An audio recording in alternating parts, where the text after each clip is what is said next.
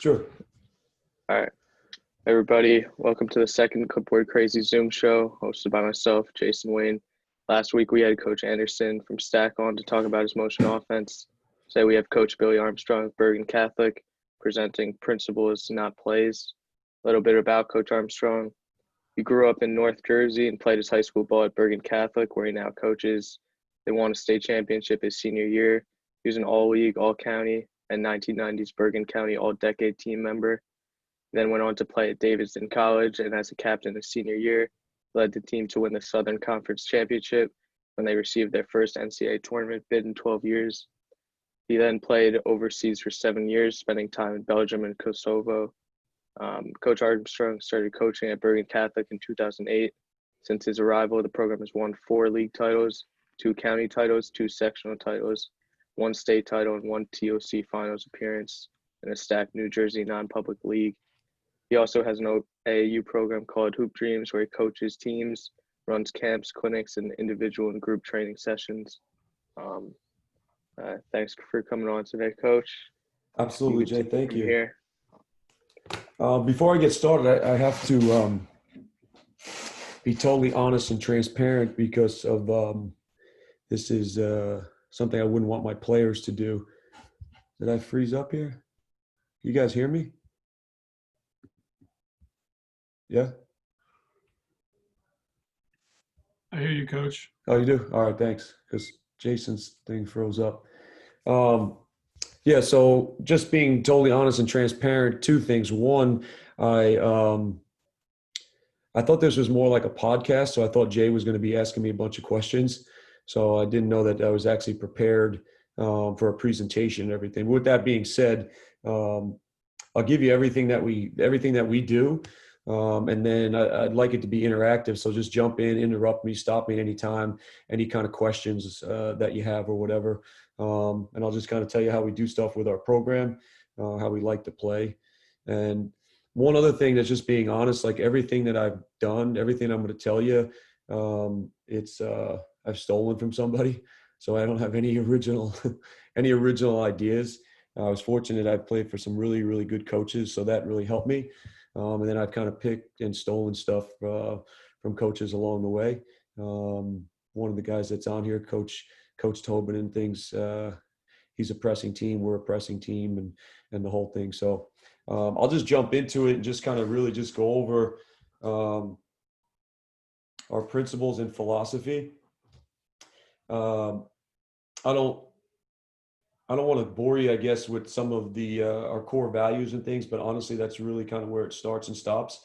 Some of the things that I've learned, I haven't been coaching for very long. I'm 44. I've been a high school coach for 12 years, been an AAU coach for about 16 or so, or 17. The more and more I do this, 2 things I've learned. One, the longer you coach, the more information you get, the more clinics you get, the more coaches you talk to, and you gather all this information. And now we live in a world where you can take so much information off online, and you get all these ideas and all of these things, and which is great. And then I think the more information we get, sometimes the more chance we have of screwing up our own players, because we just kind of overload them with with information and stuff. So my college coach would always kind of tell me that, just to remember, like, as you coach and you're taking in information and clinics and stuff, just understand that it's got to be as simple as possible. So one of our things that we talked about all the time in our program is that simple succeed. So just keep that in mind, obviously, as a coach, as you move forward. The second part is, I don't want to discredit the X's and O's. I do think it's important. I mean, at the end of the day, I don't think the games are won and lost on the X's and O's. When I was telling Jay before we started, we lost a county championship game this past season in a close game against a team that we had beaten twice. And we had to learn the lesson for that game, for example, that you can't play against 2 opponents, because that night we played against 2 opponents. And the opponents we have 2 young kids that'll be juniors that are phenomenal guards. They were sophomores at the time, and they weren't having a great night.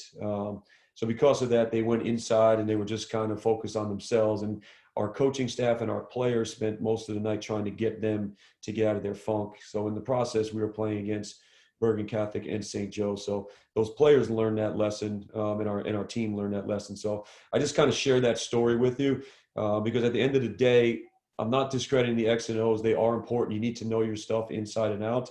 But I do think when you have a team, as you move along throughout the course of your season, there's way more stuff.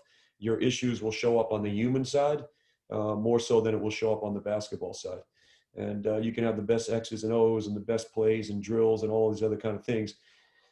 Obviously, you need talented players. Like, I get that, but there's the human side of it in terms of the stuff that we all know, playing together and being unselfish and being a great teammate and leadership and so on and so forth. So that kind of leads me into, I guess, where everything starts with our program.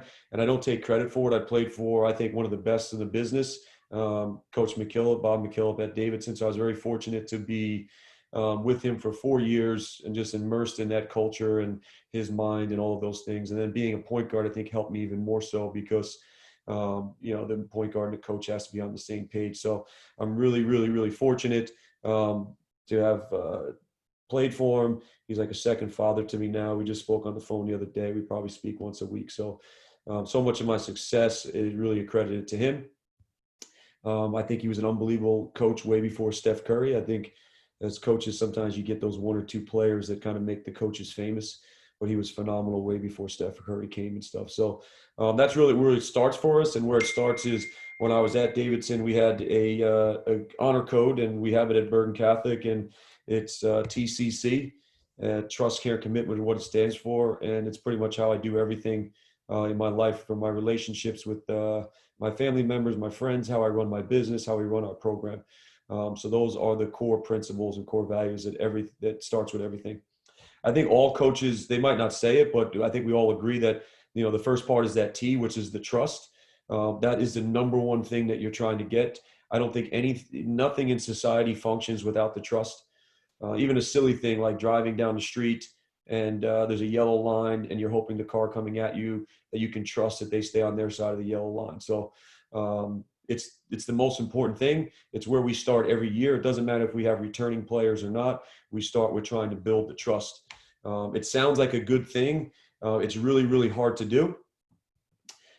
Keep in mind, when you're building the trust, you can spend a lifetime building trust and develop a great relationship, and one poor decision can blow up the whole thing or whatever. So you got to kind of keep that stuff in mind. The trust shows up everywhere in the game, maybe more so on defense, but it shows up on offense too. Can we trust each other that I have a good shot and I'll make the extra pass, make the one more to a great shot, which is extremely important. Can we trust you to finish your cut outside of three for spacing purposes, so that your teammate has more space to drive it and play and things like that. So obviously on the defensive end, the trust shows up pretty much in every situation all the time. And then off the court is really where I think you develop the trust on the court. So I will spend probably just as much time with our players in terms of texting, phone calls, meetings. We'll have official meetings. We'll have meetings where we're not having a meeting, where I just kind of see them in school or just reach out to them or whatever. And that starts from day one, when you get a kid that's going to decide to come and play for you, be in your program, be on your team. So one of the main reasons, besides how it just helps our team be successful, reason why we're trying to develop the trust is because we need truth. That's the whole point of this. So we need truthful relationships. We're not, if we don't trust each other, we're just going to be bullshitting each other. So when I sit down at a table, talk to one of my players or talk to our captains or talk to our team, is that conversation and communication based in truth?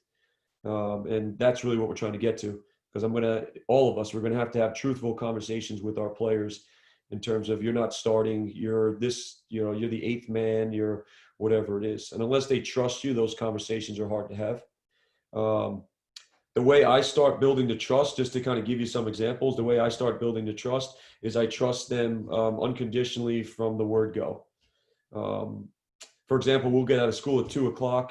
We usually practice at 2:30. A kid will come tell me, he's got to go see a Spanish teacher. I don't go, I just trust that he goes and does it, and I don't go and check on him. Every once in a while I will. And then if they're not where they're supposed to be, obviously there's consequences for that. So it is just, like I said, the most important thing, I think, in any program, in organization, church, family, business, team, club, whatever it is. Without trust, nothing functions. So that's our first thing. I think the other part is the trust is you have to kind of walk the walk and talk the talk. I think Rick Pitino said, like, sweat with your players. I'm 44 years old, so I don't play with my players anymore, and I'm not in, basketball shape, but I stay physically fit and work out every day. And I think that's important, particularly at the high school level, maybe college level too, because you're sending a certain image. And I will never have my players do something that I can't possibly do. So we're working on that trust pretty much all the time. The second part is our first C, which is the care. And we've heard it said so many like ways and stuff, but they don't care what you know. They care. They want to know if you care about them. So I just think there's not enough in the world, to be honest with you. Not trying to be corny or be on a soapbox here or whatever, but no one cares more about Bergen Catholic basketball in the entire world, and that's how it should be if you're the head coach. No one cares more about Stack basketball than Coach Tobin. No one cares more about Duke basketball than Coach K. I do ask my players to come meet me like halfway.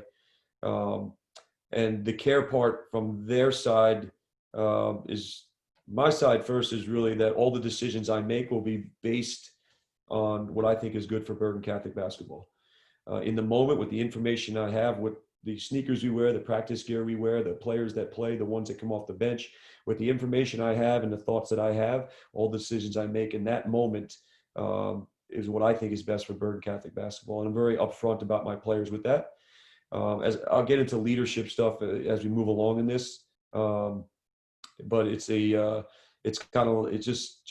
just part of it. The second piece is really them, from where they're coming from. Like I ask my players to care more than they've cared before.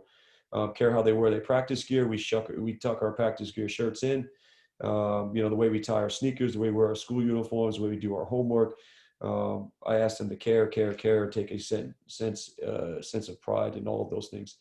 And they're held accountable to that. So there's other things with my players know if they're on the Garden State Parkway at 1 o'clock in the morning, which I hope they're not, and they run out of gas, they call me, I come get them. There's no questions asked. That's just kind of how it works. I've had only one player that took me up on that, a senior, Louis Kubas, who was coming back from, I think, a party, and he called me at like 12 and his car didn't start in the Bergen Catholic parking lot. So I head down there with my jumper cables. My wife thought I was nuts, and she was sleeping. So she asked me, where you going? I just told her TCC and kept going and then came back. So that's really the care part. And you really got to demonstrate it. You got to hold them accountable to it. But you really have to walk the talk. One thing I learned the hard way, and I tell all young players, at the end of the day, players don't always do what you ask them to do, but they model your behavior. So if you ever came and see one of my games, I'm not a big guy that yells at the refs. It has to be something really that I think is just kind of egregious and crazy, but I rarely yell at the refs because in my mind, it's like they're going to model my behavior. And now they're going to think that it's okay to make excuses and whine and complain and blame other people for our problems and stuff. So I think that if you don't get anything from me talking today, just realize and remember that they are modeling your behavior. They're not actually always doing what you're asking them to do. So that's extremely important. So the last part of the C is just the commitment. It's pretty simple. It goes hand in hand with the care. But when my players come, I ask them to make a huge commitment, and really not just to what we're doing, but to all the unrequired stuff. I'm going to ask them to commit in terms of getting extra workouts in, extra lifting sessions, extra tutoring, extra everything. That's really their commitment to it. Specifically for our players, their job is to commit to helping their teammates get better. I think when you help your teammates get better, you get better. I think when you help your teammates grow, you grow. I think when you help your teammates improve or reach their dreams and reach their goals, you kind of reach yours. So one of the things in our program is really simple. They hear it probably 25 times in practice. When you help somebody, you help yourself. So in basketball, that's kind of how it works. The screener's always open, right? So the bigger, fatter, better screen that I set, the more open I will be. I think the hardest thing to guard when the Warriors had their heyday going is when Steph Curry and Klay Thompson were the back screeners. So that kind of goes hand in hand. So that's the commitment part. And then the commitment part for me as the coach is pretty simple. I don't bring kids in to play for 4 years to help us win some games and then send them on their way. Like they have a coach for the rest of their life. So they can call me a year from now, 5 years from now, 20 years from now. So That's kind of how it works. That is the foundation of our program. I would encourage all the coaches that are out there, young and old, make sure you have your 3 to 5 core values. I think three's the good number. Anything past three, sometimes it's not memorable and things. So simple succeeds, short is sweet. So those are our 3 core values. Does anybody have any questions about that? I mean, I think it's pretty, I think it's pretty kind of, straightforward. And like I said, my encouragement was just to make sure you pick core values that you base your program on. It's the foundation of your program. And then you got to walk the talk and you have to absolutely live it. So you'll know that those core values are starting to take place when my players will start talking about TCC, and it might be just for effect, to be honest with you, but they'll send me a text and then, they'll sign off TCC with it. So it's becoming part of like who they are as young men. I firmly believe when things aren't going well in your life, if you just trust more, you care more, you commit more, whether it's on the court, off the court, business, relationships, if you do those 3 things, things to kind of work out. I think things seem to kind of go your way. So those are the things I want my players to kind of take. I'll get into the basketball if there's no like questions Coach, part of it. Yeah. Eric has a question. Oh, I'm sorry. Hey, Coach. Eric Rick from Bloomsburg. Yeah, Eric, how's it going? Good. So, like you talked about the TCC. So like when I was at Westwood with Coach Santulli, like he was big with off the court activities. So like do you guys do, I guess, like any culture related activities that like, I guess, build the TCC and build that trust with your guys? Yeah. Yep. So one of the things we do is, and this isn't like revolutionary idea, but we read a book every year. So last year we read Pound the Stone. So we kind of have a book club and the kids kind of get in groups off the court. And then I usually pick a book each year and it's kind of a theme for our season, even though sometimes pre-programming your theme is difficult because sometimes you don't know how your season's going to go. And I went into our season this year with a theme of pounding the stone. But then when we lost in the county finals, our actual theme kind of showed up. And that theme became, I gave the kids all tennis balls after we lost the county finals. And our theme really became, we were the bounce back kids and just bouncing back. So we do a lot of little things. I mean, we do the team stuff, but I take our kids to lunch, sometimes in small groups, sometimes in bigger groups. We meet before every practice in our classroom, and we're doing a bunch of different things. We do a lot of team building things. Like, I don't know if you guys ever seen those grids. I can always send it to you. There's those grids that there's a bunch of numbers on them, and you call out a number and you give a kid like a minute, for example, and say you called out 13, he would have to find 14 on that, 15 on that, 16 on it, and see how many numbers he can check off in a minute. Meanwhile, he's got his teammates screaming and yelling at him. We've done scavenger hunts where I'll send them around school in teams where it's like, you got 4 or 5 kids together in teams. All right, you got to go get an autograph of an administrator. You got to go, whatever it is, you got to, find a book in this locker. So we do a lot of those little corny things, but it's all to help develop leadership. It helps develop the camaraderie and the chemistry through it. Other thing we do is one of my pet peeves. One of my pet peeves is that they don't teach cash flow and how to make money in schools. And I think it's such an important skill that you're not really taught. And I think we live in this economic kind of global planet. And even though I'm a basketball coach, I think it's just so important for kids to understand, like, they need to know how to start a business. They need to know how to make money. They need to know how to a simple financial statement. So, we'll buy a couple of boards and I have them with Monopoly, and we'll play. One day will be pizza and drinks, and we'll go into different groups and we play Monopoly. But it's really for their financial education. And they figure out pretty quickly in life, in Monopoly and in life, the guy who owns the red hotels and the 4 greenhouses usually has all the money and wins the game. So we have a lot of fun doing that stuff, but they also kind of learn that lesson. And I want all of my kids to be leaders and business owners and entrepreneurs and so on, and those kind of things. So, but those are the kind of stuff that we do. And there's a bunch of other things, I can always kind of go over with you and stuff. So hope that answered your question. Yeah, it did. Thank you. Yeah, sure. So the basketball stuff is pretty simple. I really it's all based on this idea that I got from Coach McKillop that now I basically tell everybody that's my own. And I tell all my kids at camp and everybody that plays for me is that basketball is driving a taxi in New York City, and you have 0 seconds to make up your mind, basically. So everything we do is based on that. I'm not an anti-drill guy. I will tell you that I was a kid that grew up doing drills, and I almost became better at drills than playing. And then I quickly had to realize that I need to drill. And I used to drill in the morning by myself, and then I'd go play pickup for 2, 3, 4 hours an evening, and then things started to kind of get better for me. So if you ever came to one of our practices, and everybody's more than welcome to come at any time, all our practices are open. I do believe this is all about sharing knowledge, and it's our obligation as coaches to do it. I'll have conversations with some of my rival coaches, which some people think is crazy. So if you came to our practices, it's probably 95 to 98% live. And it's 1-on-1, 2-on-2, 3-on-3, 4-on-4, 5-on-5. And it's very kind of limited things that don't have defense on them. And it really goes back to that kind of idea that Coach McKillop brainwashed me with in terms of driving a taxi in New York City. I think it sets like an image for the kids. And we've all seen kids that can do 2-ball dribbling drills and can't get the ball over half court against speed, athleticism, size, and so on and so forth. So contrary to some of our coaches, maybe, not all, I think the stuff is changing, but I like messy practices. I like practices that are chaotic, random, unpredictable, because that's the way the game is played.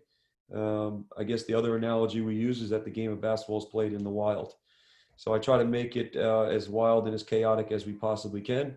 I have some young daughters at home. I have a 4-year-old and I have a soon-to-be 1-year-old daughter. And they've taught me very early on that learning is messy, and they mess up and make mistakes. So I really encourage my guys to mess up, make mistakes. And even when we play in games, I want them to make big, huge mistakes. It's just, and that just goes kind of hand in hand from our kind of ideas and concepts and philosophy and stuff. So it all kind of starts from there. We have the other analogy, which I stole from Trevor Reagan, who has, I guess it's called Train Ugly, I think. So when I was at Davidson, Coach McKillop had a 4-on-4 drill, which he called the ugly drill. We've changed it and done some different things with it, but basically it was your old school 4-on-4 no dribble, and there was a coach involved, so you can throw the ball to the coach. But he called it the ugly drill because when you can't dribble, things become kind of very ugly. So that kind of grew into me kind of understanding that and the chaos and randomness of our practice and being ugly. I spent a lot of time studying Train Ugly with Trevor Reagan, who's just awesome. So I advise anybody to go to that website. He has the concept of the jungle tiger, which I give credit for the first time, and then I take credit for it after that. But our kids, our team that we had 2 years ago that went to the TOC finals, they actually believed they were jungle tigers. It got to the point before games that they were sending me videos of like YouTube videos of tigers like eating deer in the wild and stuff. So I've kind of developed this brainwashing, I guess, and we really try to develop jungle tigers. I think at times we're creating a generation of zoo tigers, not just with basketball, but just life in general. Like everything's a play date for kids now. You know, they don't know how to choose teams. They can't make decisions, so on and so forth. So our kids, when we play against teams that try to walk the ball up the floor and call out plays, they start going crazy because they start yelling out zoo tiger, and they think that the zookeeper, who is the head coach, has complete control. And without the zookeeper, they cannot function. So kind of like Coach Tobin, like we like chaos and pressing, and we don't want you to run your offense, and we're trying to wear you down and turn you over. And I'm definitely a riverboat gambler, and we go for it. But that's kind of what it is. To give you guys a real, I guess something to write down in your notes, the jungle tiger for me is 2 things. It's 2 sets of 3. The first one is attacking mentality. So I want all of our players to have an attacking mentality. Everything we do is from that nature. Coach McKillop would always tell me, attack the attacker. So if somebody's pressuring you, like we don't run plays against pressure, like we attack the pressure. If somebody's, in a 1-on-1 situation, somebody's really pressuring you, like you're going to have to beat that kid. You're going to have to drive it, clip his hip, attack space, go after it. So we want an attacking mentality in everything we do. Second thing is that we want them to be comfortable and confident. If you break this down, the number one skill your players need to have is confidence. That is the number one thing, I think. I know it sounds like, well, you need shooting, you need dribbling, and I get all of that stuff. I've seen kids that can really shoot it in practice. I've seen kids that can really handle it in practice, but for whatever reason, when the lights come on and they're on Broadway, and basketball's a Broadway play, I mean, the actors are on the court, and there's a whole act involved here. They just can't handle it. So we want to develop comfortable and confidence. I played in the USBL minor league for 2 seasons, the Pennsylvania Valley Dogs. Chocolate Thunder, Daryl Dawkins was my coach there. He was an unbelievable coach to play for. Couldn't teach me how to shoot a layup, to be honest with you. But he really taught me a thing about coaching, and he really let us play and stuff. But he had this thing that he says confidence overwhelms talent. Overwhelms talent. So quick story. I don't want to bore you guys, but we were playing a team up in Boston that, for a lack of a better word, these kids were really good.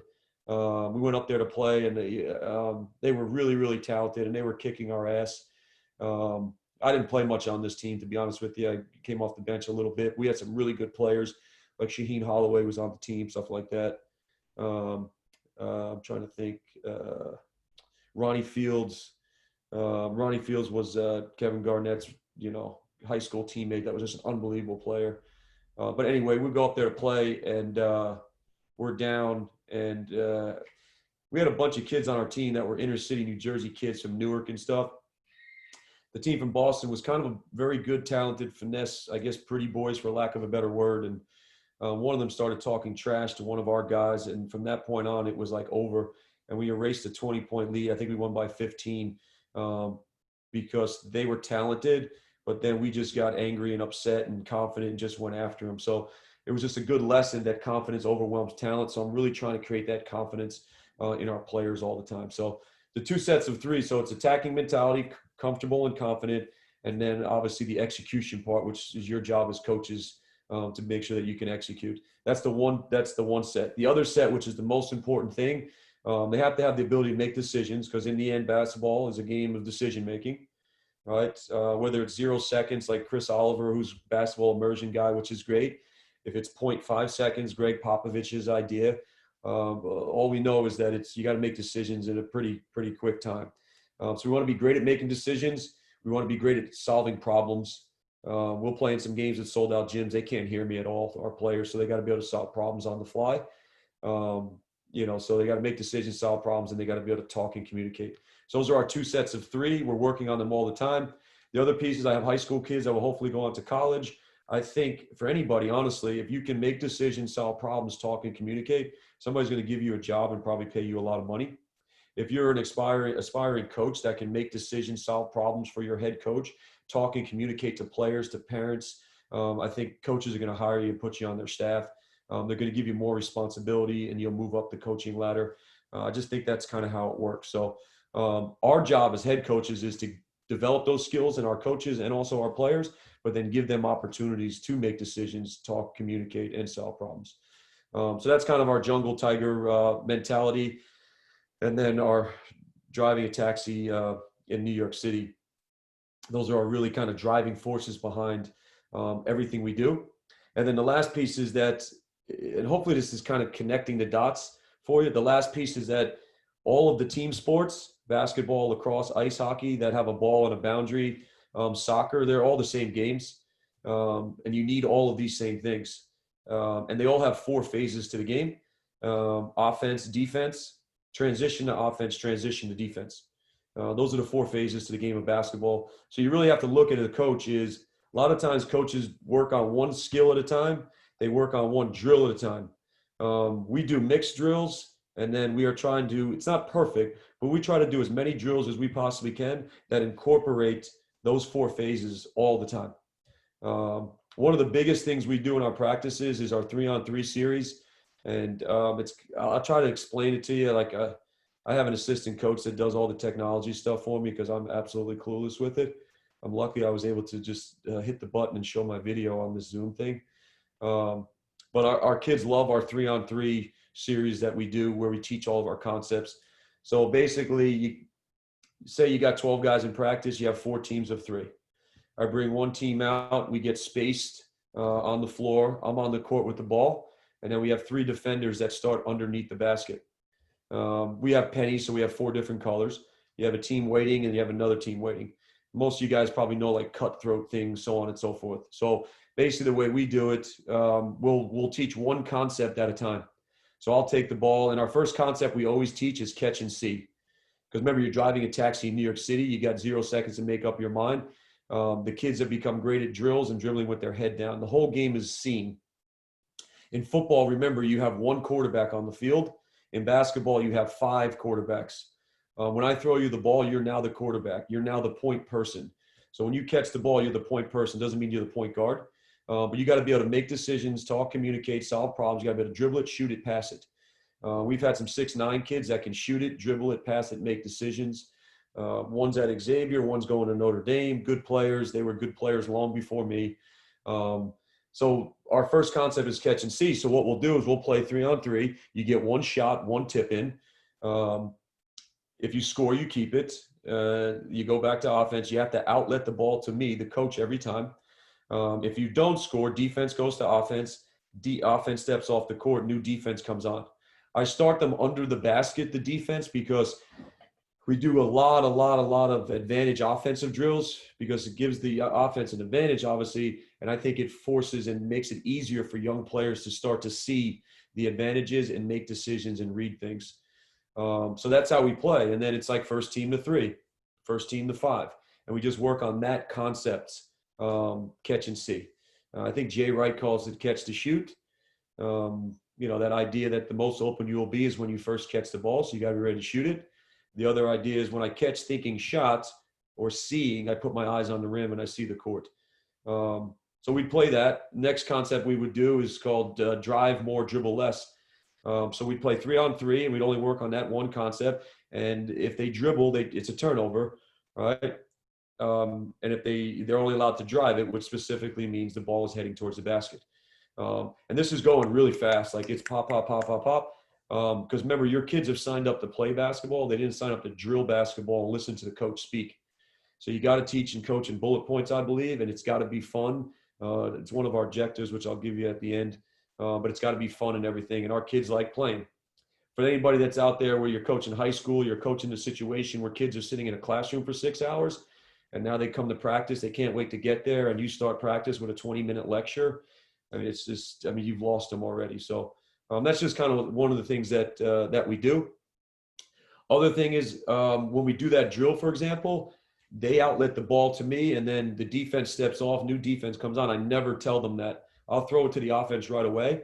Big concept in basketball, the offense says go. So we're never doing this thing where like we're yelling at our players to play defense or to come on the court because it's your turn. The offense says go, and if you're not ready, they score on you.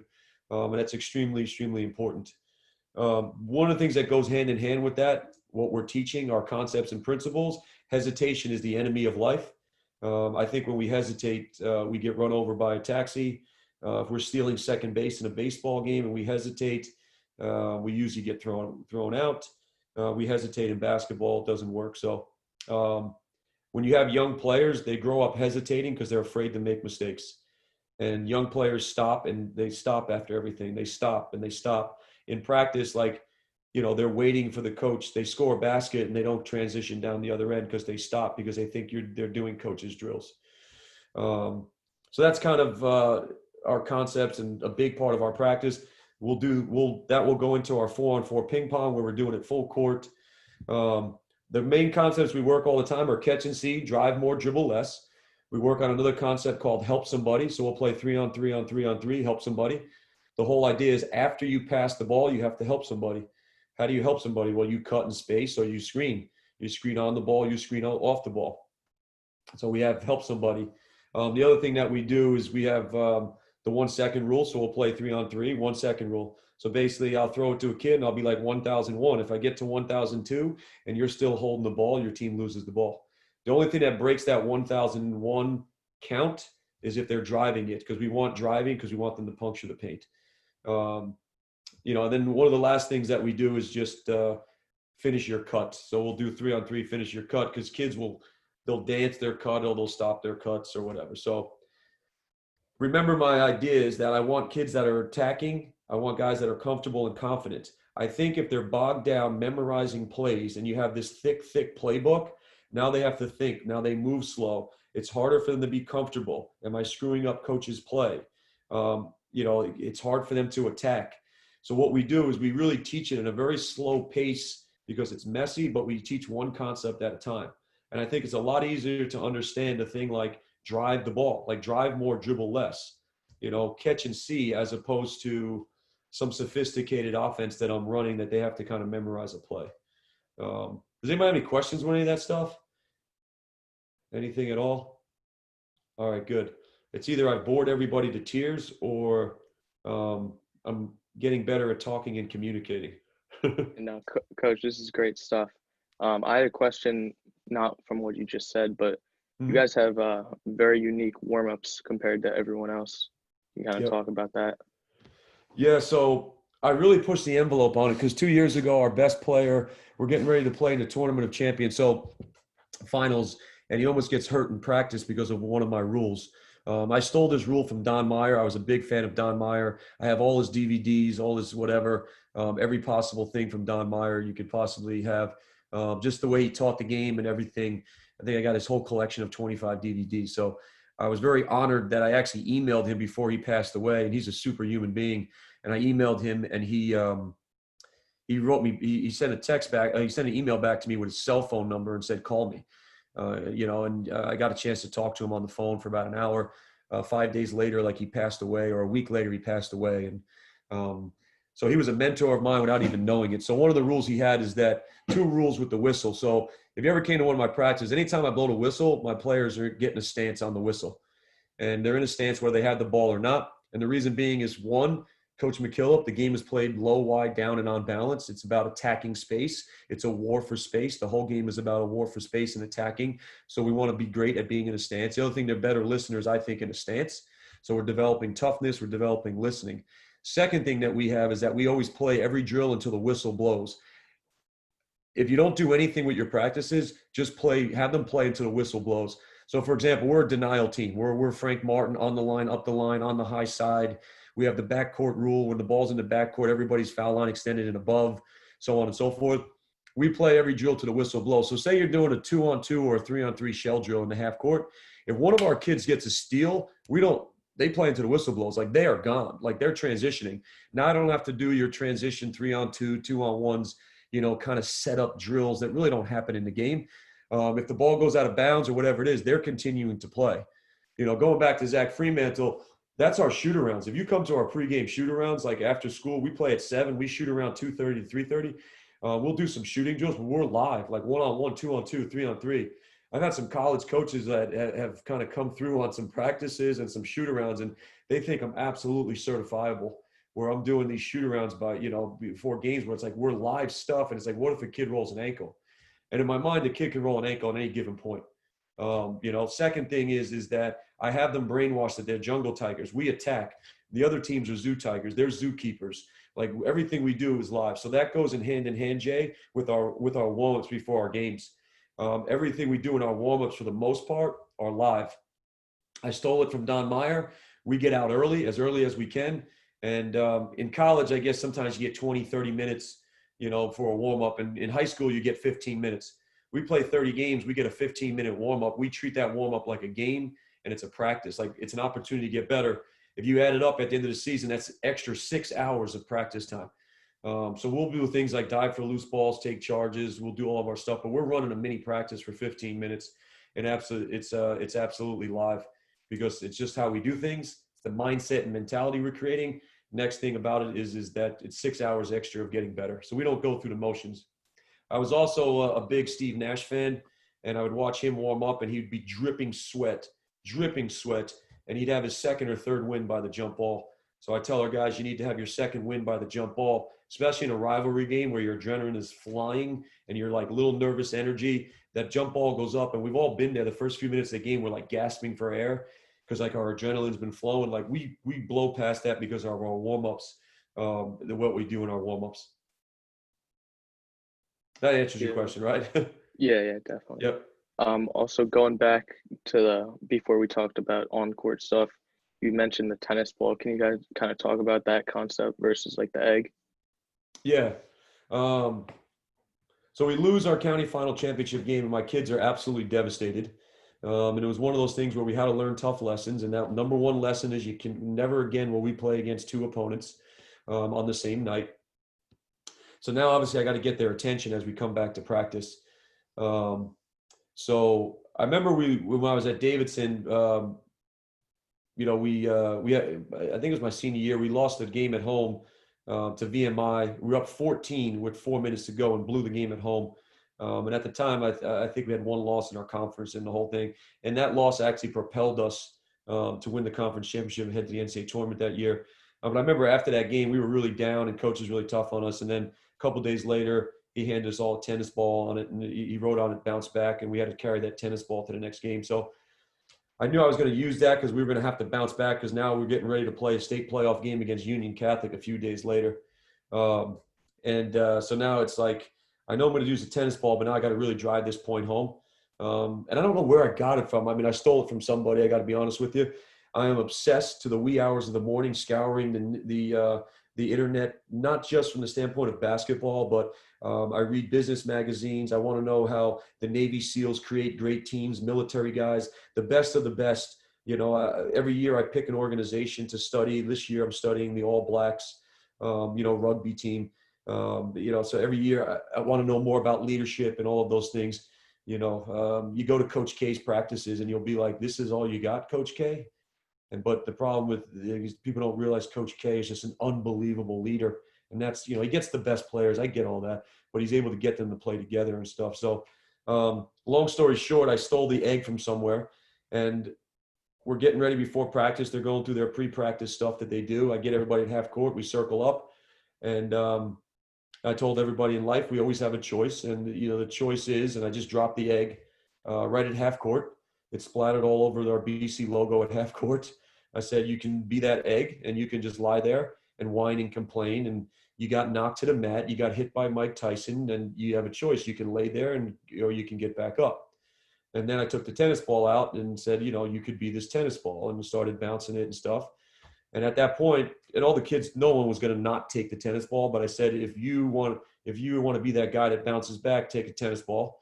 If you don't think you can do it, no hard feelings. You just leave the gym because we're going on a state tournament run here, whether they like it or not. And of course, everybody took the tennis ball. The only issue with that thing, and I would if you guys ever try that, if you ever need it, don't do it at the center court. Because I only have one manager and he's a great kid, Danny Grabstein. He's an unbelievable kid. So I give him a lot, but I wasn't going to make him clean this egg up. But I didn't realize how sticky the egg was. So literally our practice started 15 minutes later because I'm freaking trying to get this yoke up off the middle of our half court. And I couldn't get this shit up. And it was like driving me like insane or whatever. So I wouldn't advise dropping the egg at half court. If I had to do it again, I might do it like off the court or whatever. But it came from that. And that's why I said our theme, I thought, was pound the stone. Like we were going to pound the stone every day. We were going to chip away at the stone. But really what our theme became is this: does this group of kids with young players have the ability to bounce back? And we did. Yeah, that's great. And you mentioned your the Navy SEAL thing. You had like your little, what'd you have, like 5 or 6 of those Zooms where you had those Navy SEAls come on? Yeah, so we use an organization called Victory Road, who are they're great. Chris Fiorola is the owner of Victory Road. And they just have a team of guys that are some Navy SEAL guys, some guys that went to West Point, some guys that worked at the Pentagon. They have a former football player, former soccer player. On their team is Tom Chaby, who was basically Jim Harbaugh's like right-hand man at Michigan, worked with the Dallas Cowboys. So through a mutual friend, I was able to get them to come on board. And they're basically our leadership coaches for our program. And we work hand in hand together. And they really helped us out. So they'll work with our kids throughout the year. And because at the end of the day, I think the most important thing might be, besides raising young men, is helping to create leaders. And you guys have probably seen the quotes. It's all over. It's online all over the place with different coaches. But you got to get your team led by the players. Somehow, some way, you got to get the players to lead. When it's the coach that's lead, your team can be good or average. When the players lead, your team can be elite. Whatever elite means to them. Elite to them might be just making the first round of the NCAA tournament or just making your county tournament. So, but they do an unbelievable job, with our guys, working on with our leadership, because that's really what it comes down to. And the reason why I do it is that they have to lead this ship. Was that your question, Jay, or? But yeah, but also like what have you taken away like from those sessions or from those Zooms mostly? Um, it's really, I guess, one thing. It's part of like my studying of the All Blacks, but it kind of goes hand in hand. So one of the things that's really become big for me is that better people become better players. So we spend so much time on becoming a better person. And at the beginning of every season, I make our players write down 3 to 5 things that they need to do to become better people, not better basketball players. We have one kid on our team that has an issue with time. Practice starts at 3. For us, they have to be 5 minutes early. I never do any warm-up drills. So when we start at 3, like we might start full court 3-on-3. We might do 3-on-3 full court press right away. Like we do some drills, we do 2-on-2 rugby, 3-on-3 hockey. We do 3 versus 4, 5 versus 4. We get our guys going right away. So I don't like kind of, do the warm-up drills and stuff or whatever. So we kind of get those guys like ready to go and the whole thing. So he has a problem with time. But better people become better coaches. Better people become better teachers, police officers, business people. So I think the secret to success in any profession you guys are in is figure out the 3 or 4 things that you're not good at. One, for me, one is technology for the obvious reasons you guys can see. I think I need to be more organized. I think I really kind of need to be organized. And the other thing is I need to be more confident because I think I suck as a coach. I got to, and sometimes that vibe and energy runs off on my players. And, I had it when I was growing up. I'm getting like Division I scholarship offers, and I had like this inferiority complex. I thought I stunk because I did stink when I was younger. I was like the 9th man on the freshman team at Bergen Catholic. I became obsessed with the game, and 3 years later, I got 12 D1 scholarship offers. But there's still that kid that feels like he's not very good. So those are the 3 things that I'm trying to work on.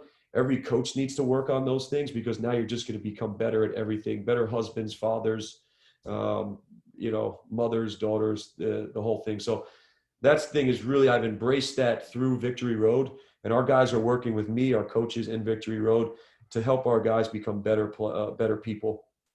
We have kids that are afraid to make mistakes. We have kids that are afraid to talk. We have kids that are afraid to make a commitment. I have one player on our team had a couple really good player, will be a junior, had a couple male figures leave when he was younger and never came back. And so he has issues with trust. So I'm very sensitive to that. And he trusts me now, and I have to make sure that I walk the talk. And it's so important that he can trust me for the rest of my life and his life or whatever. So, but that's something he needs to kind of work on because not everybody's going to walk out on you. Yep. Anything else? Yeah. Anyone? I'll give you some of the things that are just important. So we have daily objectives. I think that's important, and we outline our daily objectives. One is to get better every day. It sounds great, but it's about getting better. Steph Curry would talk about it with Coach McKillop when he went to the NBA. He'd come back and he'd tell Coach McKillop he can't believe how many professional players miss an opportunity to get better. Like they'll just mail in a practice. They're just waiting for the practice to end. He couldn't believe at that level how many guys would do it. And I got guys that stare at the clock. College coaches have guys that stare at the clock and they're just trying to get through the practice. So we really try to emphasize in terms of getting better every day. It's about getting better. So that's one of our objectives. The other objective we have is to have fun. That is huge for us. Everything that we do, it's like, and I define fun, and I start to create this culture of fun. Like for me, like taking charges and setting screens, that was fun. Like that's a fun part of the game where it's like, man, I'm willing to put myself in what Coach McKillop would call in the line of fire. And I'm not wearing shoulder pads and a helmet here. So like I got to put myself in the line of fire. Point guards have got to be the best screeners in the country. If you're a point guard, you're the best screener in the country. John Stockton was the best screener in NBA history. As the quarterback, the point guard, you got to set that tone. So all of those things. So, diving for loose balls, going headfirst into the bleachers, we've created this culture at Bergen Catholic that's fun. Kicking your teammates' ass in a drill in practice, and now they have to run and you're clapping, like that's fun. I get to watch while they run and I clap, So you got to, as a coach, kind of really work to kind of create those things.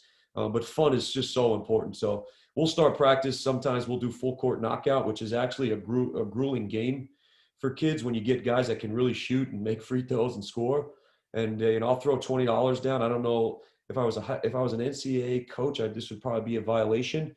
but I'll throw $20 down in the court and the winner gets the $20. And these kids are going nuts. We had a get better jar one year. I'm just kind of giving you guys ideas to motivate your team. So we had this get better jar. So at the end of practice every year, this was about 4 years ago, we had the get better jar. And I'd pick one guy at practice that I thought got better that day. They got better, and I'd hand them a penny.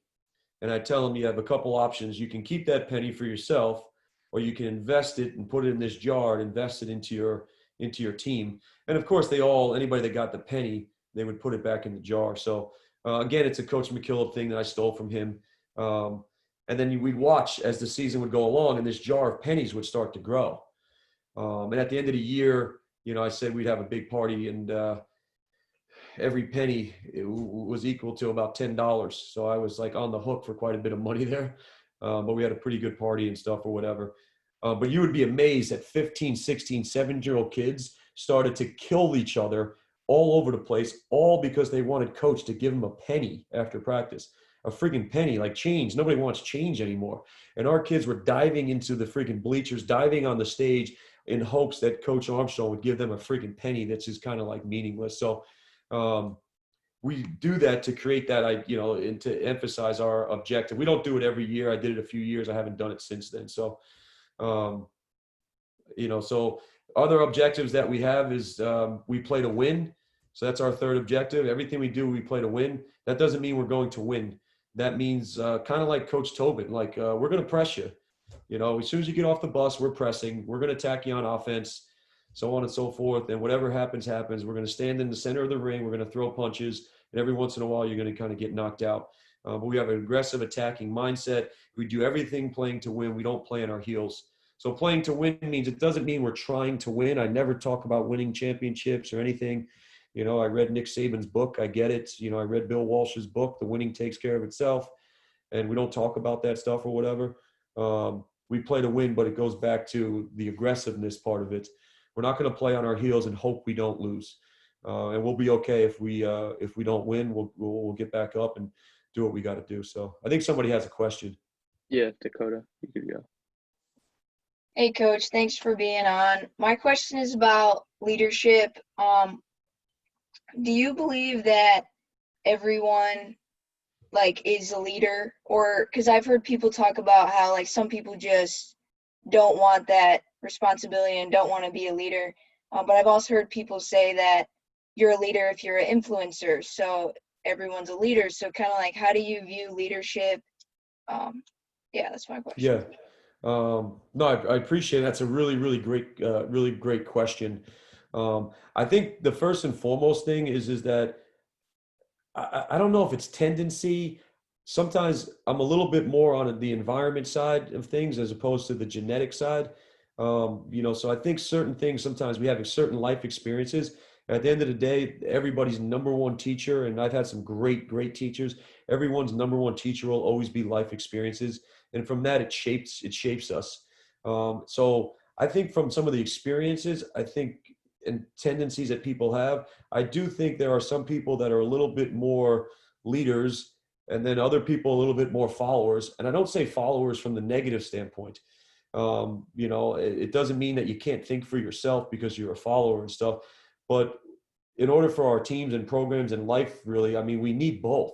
So it's not like I always think of both. It's not one or the other for me. So I do think, to answer part of your question, is that I do think certain people have more of a tendency to be those kind of vocal leaders.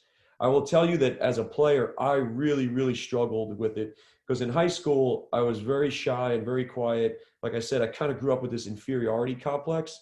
And not to make this a therapy session about Coach Armstrong, but I grew up in a very kind of humble way. My dad was a truck driver. My mom was, secretary, waitress, a cook. She did everything possible. And I grew up in northern Bergen County, and we lived in a 2-family home. We moved around a lot. We didn't have much or whatever. And in northern Bergen County, for the most part, there's a lot of towns, and I lived in one, Hillsdale and Westwood, that's very affluent. So I grew up with this inferiority complex. So because of that, I became very shy. I went through high school not as a vocal leader. I was like, I can lead by example. And then I found out when I got to Davidson, you can lead by example. It is expected. However, as a point guard, you cannot lead by example. Like you're the Tom Brady, you're the you're the guy that needs to talk and stuff. So with that being said, I think there is a tendency for certain people to be more vocal and have more capability to lead. I do think that everybody can lead in their own way. And I think you just have to really give your players an opportunity to lead. This past year, we had a great player, Rajon Figures, who I think is a Division I player, does not have an offer. He led us to 2 state titles, and he was an unbelievable leader without saying anything. Just a quiet kid, but on the court, we would watch film and his body language, his talking, his pointing, calling out screens, calling out stuff early. He did a great job with it. So I think you have to embrace who your players are and understand that some kids are going to be, introverts and some kids are going to be extroverts. And you still have to create ways to give them opportunities to lead. One of the things that we do is that every Monday, because usually we play Tuesday, Thursday, Saturday, every Monday is open mic Monday. And we go to classroom 15, and every kid doesn't have to go, but every kid has to go at some point during our season. So I force them to talk, even the shy ones, and get them to start to talk and communicate and hopefully lead. And so open mic Monday is pretty simple. I give them a microphone that's not hooked in. It's just a metaphor. And they go up there, and it's really like this safe seat, and they can basically say whatever's on their mind, and nothing is held against them. Keep in mind, when the guy in charge is there, they're only going to say so much. However, you'll be surprised at what your players will actually open up and say. We had one kid that was probably the 15th man on our kid 2 years ago, and he got up there, and he's a real quiet kid, didn't say much. And we were going through a 3-game losing streak, and he got up there and basically said is that in not so nice way, all of you guys, need to stop effing talking on the sideline while coach is talking. And here's a kid that was just like, whoa. I don't know if you'd call him a leader, but at that point, he might have said one of the most important things that needed to be said for our team to get better at that moment. And I looked at that kid now as a leader, and he might have not said anything the rest of the season. But what he said that day just spoke volumes. So you got to kind of create things where you give opportunities for your kids to be leaders, and they start to develop it. And we do all the other stuff. Like in the summer, I have, my players coach the teams, during practice, we'll break up and we'll do some situational tournaments, and the players coach and the coaches can't say anything. It's the hardest thing we have to do all year as coaches. The hardest thing for coaches to do is to shut up. Does that help you at all with that leadership question? No, yeah, it does. It does. I like the giving everybody that opportunity, and some people just take it, and some people, if it's not who they are, they won't. I like that a lot. And just understanding it's just that every kid, just like a player, from the skill standpoint, every kid has some unique advantage and talent. And maybe it's the spiritual side of who I am, but I believe our Creator has given each individual on this planet an advantage. We all have one advantage. Like birds can fly and cheetahs are fast, and cockroaches, you can't kill them. So I think every individual on the planet has a unique talent. So it's our job as coaches on a team to help each kid bring out those unique talents and advantages. I also think they all need to become leaders at some point, because if they don't become leaders at some point in their own way, somebody else is going to lead them. And we know that looking in our country, sometimes not everybody's leading us in the right direction. Yeah.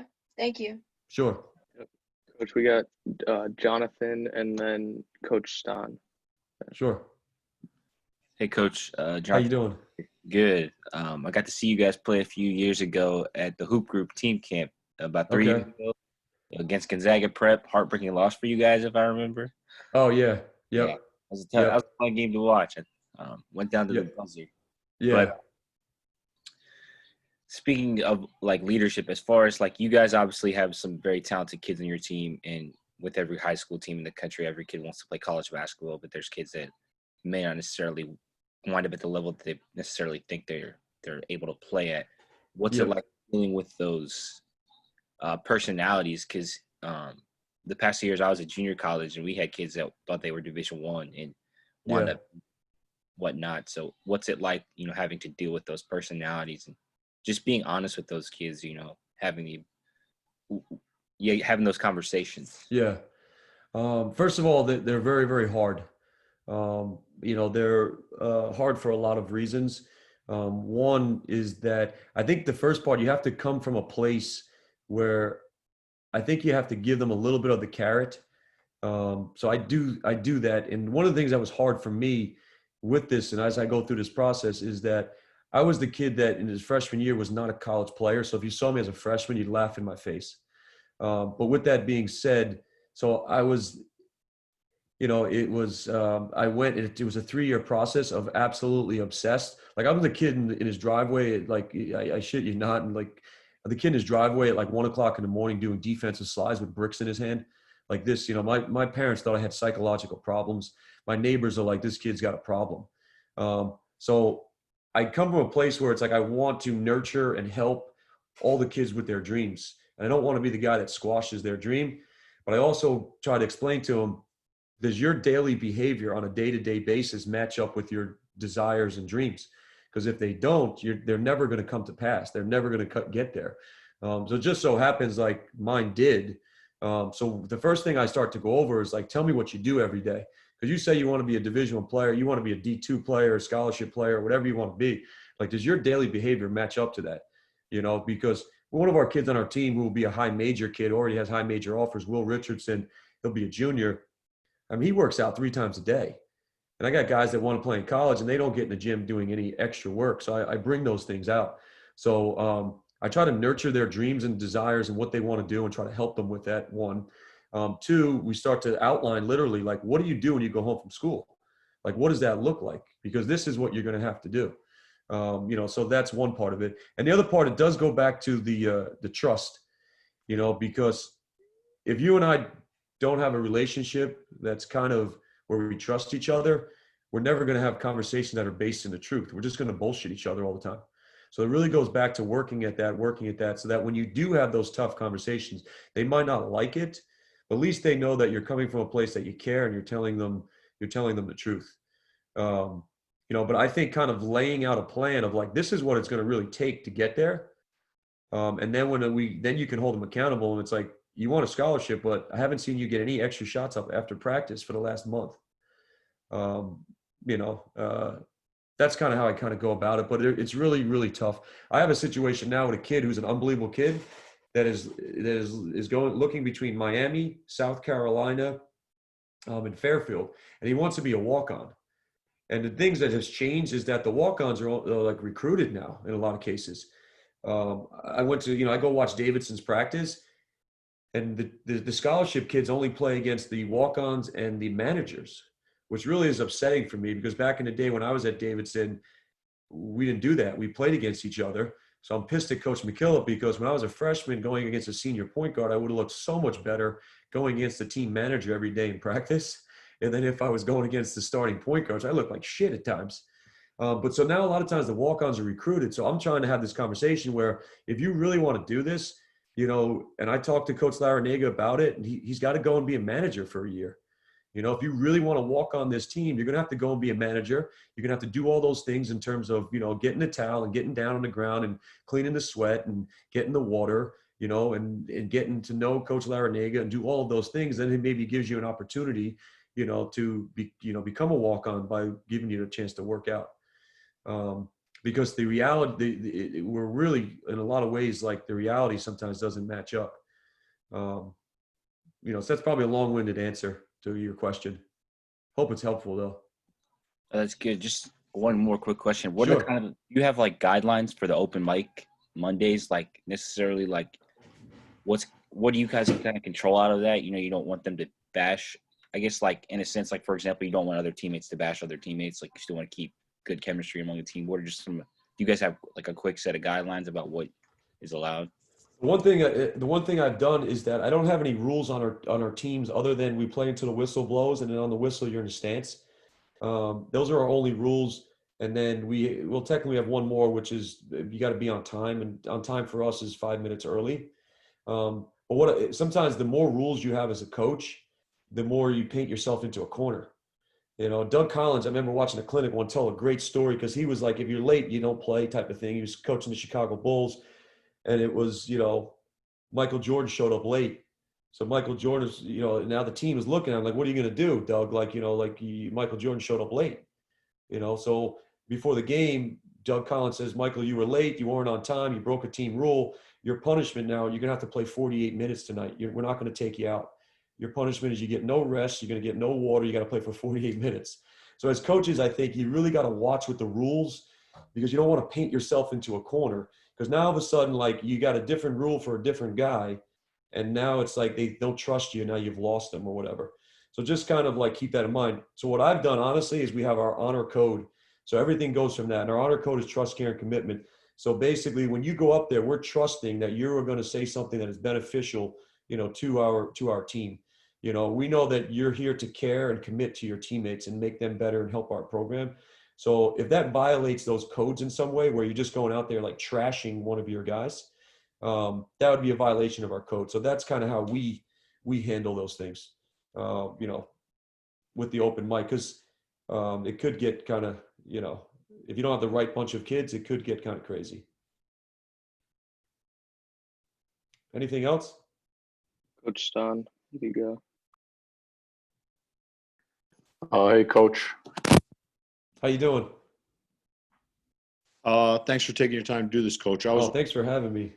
You do a lot of stuff with the like live practice, no drills. How do you guys prepare for like end of game situations and like end of quarter, end of halftime? Do you guys do that in practice every day? And what do you do with that stuff?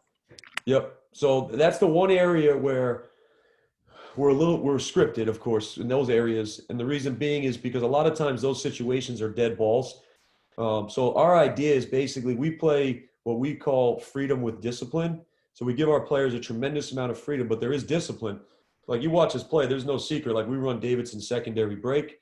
On defense, like I said, we run whatever, South Carolina, West Virginia, Brad Underwood's man-to-man denial stuff. Our full court press is like Coach Tobin's, and, stealing stuff from VCU and these guys at press and so on and so forth.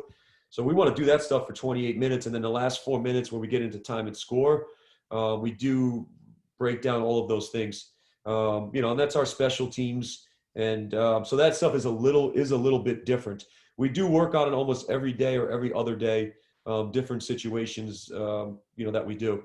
The one thing that I would suggest, and I've learned this the hard way, is that you got to have one play for every situation, end of game. Like, for example, 1 to 3 seconds, 1 to 3 seconds sideline and baseline out of bounds for us, we run L. 4 to 7 seconds sideline baseline out of bounds, we run line. That's what we do. We've been doing it for years. I've only actually used it a couple times. We really don't get in those situations. So I would suggest that you have one play, you get really good at it. At the end of the day, we all know it's about the execution. It's really not about the play. And you want your kids to be comfortable and confident. So our kids know when there's 5 seconds on the clock and we're down like 1, 2, or 3, or it's a tie game, they're running line on the side out of bounds. So I call a timeout, and like we could sit over there and sip some tea and just chill out and, put our feet up, because there's really nothing to talk about. I know Fran Fraschilla talks about taking care of all the pressure things in non-pressure situations. So like in the off season. So I would definitely say you got to have sideline out of bounds, baseline out of bounds, 1 to 3 seconds and 4 to 7 seconds, exactly what you're doing. So it's all done ahead of time. And I've been in that place as a coach where it's like, you got a 30-second timeout. We're down 3. I got 3 or 4 different plays to choose from. I'm pressuring, and then you're just stumbling over your words and your diagram. And now all of a sudden we don't kind of execute. The other thing is that it's not what I know, it's what they know with no timeouts left. You got to get your team to know when there's no timeouts left and I can't save them with 6 seconds to go in a sold-out gym where they can't hear me, what do they know? And that's where it goes back to talk, communicate, make decisions, solve problems. We had a situation in sectional finals this year, went to double overtime, and we were lucky to get a good win against a great St. Peter's team.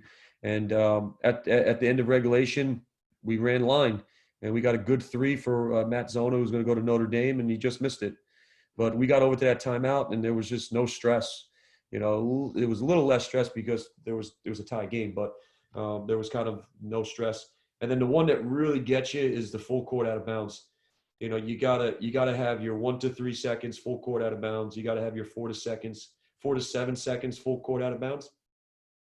And then I think you need your, 1 to 3 seconds, for us at least, we're not in the NBA, right? So we need that 1 to 3 seconds where you can get the ball half court when you have an extra timeout. We run 4 steps. You probably need a little more than 1 second, but I've done it actually in one. So we'll run 4 steps if we have a timeout to advance the ball to half court. 4 to 7 seconds, we run shorts, and then 1 to 3 seconds, we run home run. Like, our kids know this inside and out. Does that answer your question? I don't know if I'm muted. Can you guys hear me? Yes, it did, Coach. Okay. Thank you. Okay. Anything else? Unless anyone else has anything after this could be like the last question, but going off that, like, how do you guys balance film, like, after games? Like, how much do you guys watch film? Like, that kind of stuff. Yep. I don't know if I'm unique in this. I might be. Again, it goes back to our ideas of, I want them unleashed. One of the things, I give them a picture every year, and it goes in their notebooks. Like, we have notebook. I'm old school. We still do the 3-ring binder with the loose leaf paper. Most of my players have no idea what loose leaf paper is, but I love loose leaf paper. I write all my practice plans on a loose leaf paper. It looks like some kind of cave dwelling when I'm done with it, from 2,000 years ago. But so, I want them to be comfortable and confident. So because of that, my pregame speeches are about 4 minutes, and we go over matchups. We go over 3 keys for offense, 3 keys for defense. Then we go warm up. My post-game speeches, usually 99% of the time, are we practice tomorrow at 2:30, and I'll see everybody tomorrow. I think coaches, their egos get bruised after games, and they're pissed off and they're angry. And, I look bad because my team lost, and whatever happens now, I want to vomit on my team after the game, after they already feel down and out, and so on and so forth. So a lot of times I've learned the hard way is I don't even know what went on. I'm emotional as I'm coaching, like we all are. And I go home and watch the film, and the kid that I was going to rip was the one that wasn't his fault. It was actually the other kid. So my post-game speeches are almost the same, win or lose, really. And then I go home and watch film, and then we'll come back and we'll watch film after. We never watch film of the opposing team, and the opposing team is baked into the practice. So the only thing they ever hear about our team that we're playing is their number. I never use a kid that we're playing's name. So all they ever get is the kid's number. I'm not fooling anybody. Like when we played Bosco a couple of years ago, they knew number 24 was Ron Harper Jr., but I would always say number 24. So we basically give them 3 things, tendencies of the other team, and then they get their matchup, and they get a couple of things that this kid does. What do you mean? Like, this kid's a dead 3, so he's got to dribble to a shot. This kid's an MBO. He's a must block out guy. This guy's a driver. So that's really our scouting. I don't watch film of the other team. I think when high school kids, college might be different. When high school kids watch film, they think the other team sucks. Has been my experience. I don't know. It just looks different on film. And then you go see them live, and they're like, holy cow, like, these guys are bigger, stronger, faster. So we watch film of ourselves, and we watch anywhere from 10 to 13 clips, no more than 13. And usually 45 to 50% of them are good things that we did well. And then the other 50% are things that we, and the emphasis is on that we can do better. And I always throw in one clip. This is hard as a coach. I always throw in one clip that I made the wrong choice, where it was like, man, what the hell did Coach Armstrong do this for? And, no offense to any players, but, it's like, we play kids in the first half when they get 2 fouls. I don't play them when they get once they get their 3rd foul, I take them out. Again, I'm like a gambler. I'd rather lose with my starting 5 fouling out than keeping my best players on the bench and lose a game because my best players only played 11 minutes because I was worried about them fouling out. But I'll show some clips where, like, I made the wrong substitution there, and, like, I shouldn't have taken you out at that point, Julian. Like, I should have left you in the game. So remember, they're not really they're not Kobe Bryant when it comes to film. Like, they're not really dialed into this. So you got to show some good stuff and have fun. You also got to show some stuff we can get better. You got to get in and out of that film room. And I just believe it's got to be fun. So you got to get back to that playing. So that's our film. You guys Now, use hey, local now one thing is from a coaching standpoint, like, I'll watch anywhere from 3 to 5 games. It's harder at high school, but I know what the other team is doing inside and out. Like, we steal their calls. We do the whole thing. Like, I know the whole deal in and out. So as a coach, you got to watch a lot of film. Like, you don't want to get tripped up on stuff or whatever. So from the player standpoint, I want them to be unleashed. They are absolutely unleashed. So I don't want to bog them down. So we give them minimal things. Okay. Do you guys use like local live and then like screen record? Like how do you guys do it? Huddle? Yeah, we use Huddle, and then I use Varsity. It used to be Varsity Highlights, but we have a video company. Thanks to our football team, was a pretty good football team, so we get to piggyback on it and get it pretty cheap. So they come and film all of our games. They go away and film scouting games, and then they upload it. The guys are great. I think it's SPP, I think, or SSP it's called, and they upload it to Huddle pretty much that night for us. And then I'm up to the wee hours of the morning figuring out how the hell can I not screw up this really talented team as a coach. Yeah, no, that's great. And then last question be like, what is your like why for like why do you coach high school and AAU? What's your just um, the reason you like to coach? The one part is, I mean, I absolutely love this, and I know it's me doing the talking, you guys asking questions, but some of the questions you guys are asking me have been great. And I've already gotten a lot out of this myself, because I have to go back and some of the things now in terms of like the question on leadership, I think it was a great question. And it's like, am I doing a good enough job of developing leaders, of guys that don't really want to be leaders or don't have the tendency to be leaders? So, um, so this stuff really helps me, as much, but so I love it. I absolutely love it. And I can do this to the wee hours of the morning. The other side really is two things. One, I, um, I think as coaches, we're leaders. And I think it is extremely, extremely important as coaches is to understand the power you have. Um, People that are leaders in America, I don't care whether it's in the government, if it's in schools, if it's teams, if it's AAU teams, if it's in churches, the people that are in charge are leaders. And a lot of times we see those leaders break trust and give up their responsibility. And their responsibility, in my opinion, is that if you're a leader, the things that you say and do can affect some kid's eternity. And we've all been there as players or just as people where we've had a coach or somebody has said something to us when we were a young kid that, as Chuck Daly would say, don't inflict scars in your players. You can't shoot. You don't dribble the ball, or you're not this or whatever. I really try to be conscious of, one, be a demanding coach. Don't be a demeaning coach. You'll never hear me yell at a kid individually. I will talk to him one-on-one. If I got to lose my cool, it's done to the team. It's never individual. So I try to, be a demanding coach, not a demeaning coach. But at the end of the day, that you have the power to affect some kid's eternity in a positive way. So for me, I think that is just really a cool and just awesome thing to be able to do. So that's one of the things that I absolutely love about coaching, that you kind of have that ability to really make an impact on the kids. The other thing is more of a basketball thing. I love my high school coach, Chris Donfield at Bergen Catholic. He was a superhuman being. I can tell you, I went to Davidson when I played for him. Like, I had no clue. Like, I got 12 Division I scholarships, had no clue how to play. I get to Davidson and like coaches talking about cover downs and arcing closeouts and veer backs and all these things, and I'm just like, I had no clue. So for 2 years, I played 4 to 6 minutes a game for 2 years at Davidson until I actually learned the game of basketball. So the other reason why I coach basketball is I never want a kid. I don't care if the kid is Division 1, 2, 3, junior college, NAIA. He's going off to a prep school, whatever it is. I don't want a kid to go through the experience I went through, where he gets on that campus as a freshman and has no idea what that coach is talking about. Now, I do know different coaches and different programs will have different lingo and language they'll have to learn. Knock on wood, all of my kids, for the most part, have all gone on and played right away.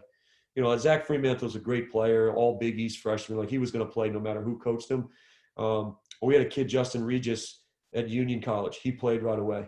Doug Eddard started half the games at St. Peter's, played right away. He doesn't know, our kids don't know. They're not like, what's a cover down? They know what help the helper is. They know stunting and shrinking and, all of those things. So that's the other reason why I coach. I don't want kids to go through what I went through as a freshman at Davidson. Yeah, that's awesome. It was great today. I think everyone, was listening the whole time. You did a great job, Coach Anderson, last week. We'll have Coach Gaines on from TZ next week. Oh, he's a great coach. Does a great job. Yeah, so thanks for coming on, Coach. Absolutely. I really want to thank. I mean, I'm absolutely honored and humbled that you'd asked me, and I really appreciate everybody that came on. It's really absolute honor. And then if you want, just get in touch with Jason. Jay, you can give him anybody that's on here. You give him my cell phone. I'm open 24/7. Part of my obligation as a coach is to help other coaches. If you ever want to come to a practice, call me, text me, email me. My AAU clubs, anything whatsoever. I can never do anything for you. You need a letter of recommendation. You need some ideas, thoughts. I'm here for you. So for whatever reason, the guys that were on this call, I don't believe in coincidences in life. It's just the spiritual part of me. But for whatever reason, we cross paths in life. So part of my code is at TCC. So I'm committed to you guys forever. So if you ever need anything and I can do anything, just please let me know. Of course. Yep. Thanks, Coach. All right. Thanks so much, guys. All right. Be Thank safe. you. Take care. Thank you. See you. There you.